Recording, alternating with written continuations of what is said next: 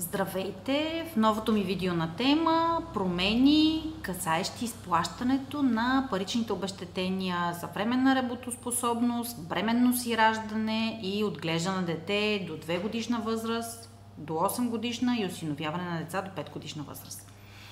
Благодаря, че ме следвате, че оставяте по един лайк на видеята, споделяте ги за всички, биха били полезни. Благодаря и на всички, които ме подкрепят с 6 лева месечно. Ако желаете да го направите, в описанието ще намерите линк за това.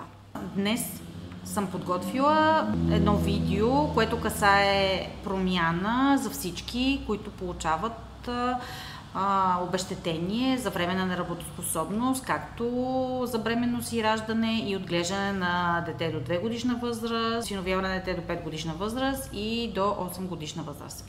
За всички, които упражняват трудова дейност. Една промяна в Кодекса за социалното осигуряване, която влезна в сила от 1 юли 2025 година и касае пряко тези парични обезщетения. За всички, които упражняват трудова дейност, имат право да получават такива. Изменението е във връзка с един от основните принципи в трудовото и осигурителното законодателство, че тези отпуски и тези обезщетения касаят и се предоставят на работещите родители и осиновители, за да полагат грижи за децата си до навършване на определена възраст в семейна среда. Като на осигурените за тези рискове, т.е. за временна неработоспособност, бременност и раждане, се изплащат парични обезщетения от средствата на държавното обществено осигуряване, поради което на лицата, които ползват отпуск и упражняват трудова дейност, за която подлежат на осигуряване за общо заболяване и майчинство, не се изплащат обезщетения за този период. Какво ще рече това?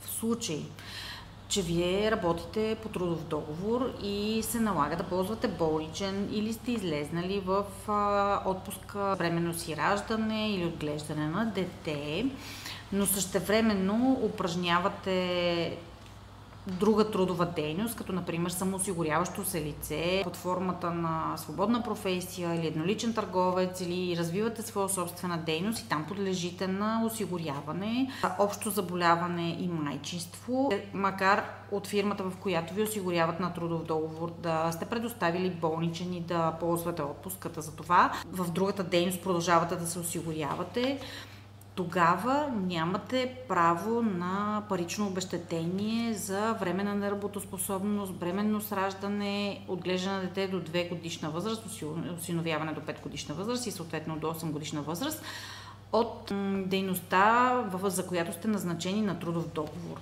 Тоест, ако за вас е време да ползвате болничен и е възникнало това основание, вие трябва да прекратите абсолютно всички дейности за този период, за който се осигурявате за този риск и съответно да предоставите болничен на работното си място с трудовия договор и съответно да представите болничен лист за допълнителната дейност, в която осигурявате за същия риск, за да можете да получавате обезщетение. Съответно, ако се осигурявате на 2 места, ще получавате и от двете места обезщетение и то ще бъде по-високо, разбира се.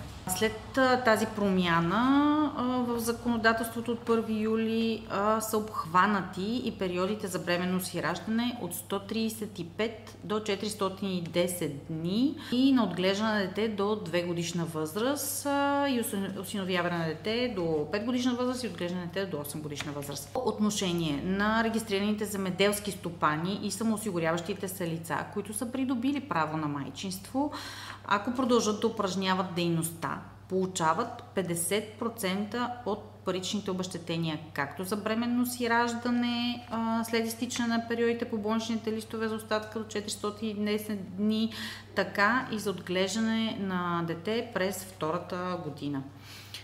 Промените в Кодекса за социалното осигуряване се отнасят само за лицата, които са в отпуск за временна неработоспособност, бременност и раждане и отглеждане на дете и получават обезщетение за майчинство по едно правоотношение и през това време работят като осигурени за общо заболяване и майчинство. Тези, които не ползват съответните отпуски за майчинство или прекъснат ползването им, продължават да имат право на 50% от обезщетението. Това е промяната във връзка с обезщетенията за временна неработоспособност, бременно с раждане и отглеждане на дете. Надявам се, че информацията ви е била полезна. Бъдете здрави и до скоро!